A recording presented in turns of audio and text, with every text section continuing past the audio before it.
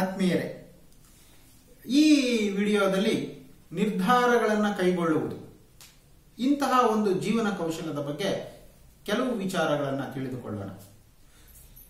ನಮ್ಮೆಲ್ಲರ ಜೀವನದಲ್ಲಿ ನಿರ್ಧಾರಗಳನ್ನು ಕೈಗೊಳ್ಳುವಂತಹ ಹಲವಾರು ಕ್ಷಣಗಳು ಬರ್ತವೆ. ಇಂತಹ ಕ್ಷಣಗಳೇ ಜೀವನದ ಅತ್ಯಂತ ಮಹತ್ವದ ಕ್ಷಣಗಳಾಗಿರ್ತವೆ.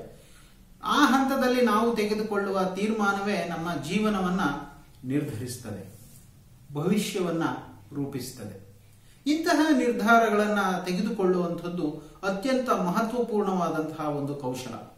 ಈ ನಿರ್ಧಾರಗಳನ್ನ ತೆಗೆದುಕೊಳ್ಳುವಲ್ಲಿ ಕೆಲವು ವ್ಯಕ್ತಿಗಳು ಪದೇ ಪದೇ ವಿಫಲರಾಗ್ತಿರ್ತಾರೆ, ಕೆಲವು ವ್ಯಕ್ತಿಗಳು ಪದೇ ಪದೇ ಸಫಲರಾಗ್ತಾ ಇರ್ತಾರೆ. ಯಾಕೆ ಹೀಗೆ ಅನ್ನುವಂಥದ್ದನ್ನು ನಾವು ಗಮನಿಸೋದಾದ್ರೆ, ಒಂದು ಸಣ್ಣ ಮಗುವನ್ನ ಚಾಕ್ಲೇಟ್ ತೆಗೆದುಕೊಳ್ಳುವುದಕ್ಕೆ ಅಂತ ಹೇಳಿ ಅಂಗಡಿಗೆ ಕರೆದುಕೊಂಡು ಹೋಗ್ತೇವೆ.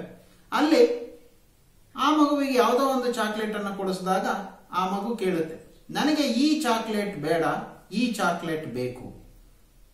ಮಗು ಮಾಡಿದ್ದೇನಿಲ್ಲಿ? ನಿರ್ಧರಿಸಿತು. ಇಂತಹ ನಿರ್ಧಾರದಲ್ಲಿ ತಪ್ಪಾದ್ರೆ ಆ ಮಗುವಿಗೆ ಅದೊಂದು ಪಾಠ ಆಗತ್ತೆ. ಮುಂದೆ ಅದು ಸರಿಯಾದ ರುಚಿಯ ಆ ಮಗುವಿಗೆ ಬೇಕಾಗುವ ಚಾಕ್ಲೇಟ್ ಅನ್ನ ತೆಗೆದುಕೊಳ್ಳುವುದು ಅಭ್ಯಾಸ ಆಗತ್ತೆ.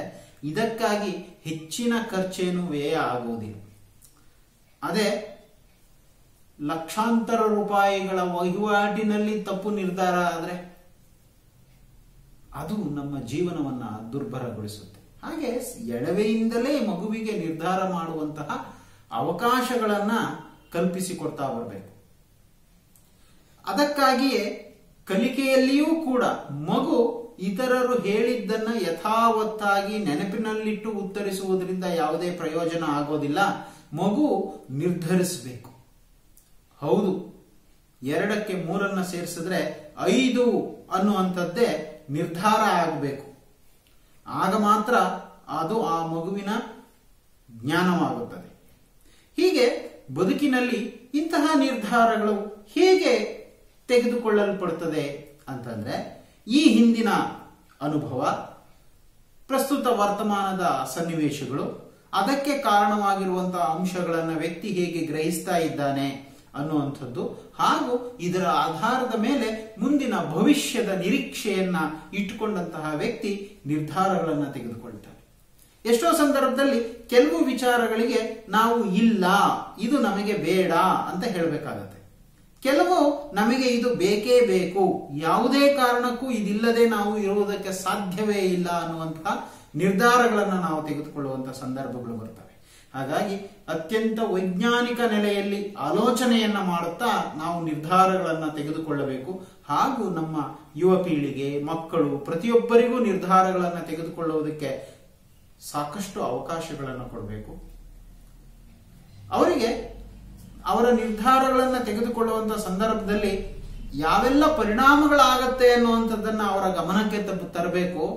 ಅದನ್ನ ಆಧರಿಸಿ ಅವರು ಯಾವ ರೀತಿಯ ನಿರ್ಣಯವನ್ನು ಬೇಕಾದರೂ ತೆಗೆದುಕೊಳ್ಳಬಹುದು. ಅದಕ್ಕೆ ನಾವು ಮೊದಲು ಅವಕಾಶ ಕೊಡುವುದನ್ನ ಕಲಿತಾ ಹೋದ್ರೆ ಮಕ್ಕಳಲ್ಲಿ, ಯುವಜನರಲ್ಲಿ ನಿರ್ಧಾರಗಳನ್ನು ತೆಗೆದುಕೊಳ್ಳುವಂತಹ ಕೌಶಲ ಬರುತ್ತೆ. ಬಹುಶಃ ಇಡೀ ಜೀವನದ ಮಹತ್ವಪೂರ್ಣವಾದ ಅಂಶ ಅನ್ನುವಂಥದ್ದನ್ನ ನಾವ್ಯಾರು ಮರಿದೆ ಈ ನಿರ್ಧಾರಗಳನ್ನ ತೆಗೆದುಕೊಳ್ಳುವುದನ್ನ ಮೊದಲು ನಾವು ಕೂಡ ಪ್ರಾಕ್ಟೀಸ್ ಮಾಡಬೇಕು, ಅಭ್ಯಾಸ ಮಾಡಿಕೊಳ್ಬೇಕು. ನಿರ್ಧಾರಗಳನ್ನ ತೆಗೆದುಕೊಳ್ಳುವುದು ಅಷ್ಟೊಂದು ಸುಲಭ ಅಲ್ಲ, ಸಾಕಷ್ಟು ಅಭ್ಯಾಸವನ್ನ ಮಾಡಬೇಕಾಗ್ತದೆ. ನಿರ್ಧಾರ ತೆಗೆದುಕೊಳ್ಳುವಂಥದ್ದನ್ನ ನಮ್ಮ ಜೀವನದಲ್ಲಿ ನಾವು ಪ್ರಾತ್ಯಕ್ಷಿಕೆ ಮಾಡುವುದರ ಮುಖಾಂತರ ನಮ್ಮ ಕುಟುಂಬದ ಇತರ ಸದಸ್ಯರು ಸರಿಯಾದ ನಿರ್ಧಾರಗಳನ್ನ ಕೈಗೊಳ್ಳುವಂತೆ ಪ್ರೇರೇಪಿಸಬೇಕಾಗ್ತದೆ. ಈ ವಿಚಾರ ನಿಮಗೆ ಇಷ್ಟ ಆಯ್ತಾ? ನಿಮ್ಮ ಎಲ್ಲ ಬಂಧು ಮಿತ್ರರಿಗೆ ಈ ವಿಡಿಯೋವನ್ನ ಶೇರ್ ಮಾಡಿ. ಧನ್ಯವಾದಗಳು.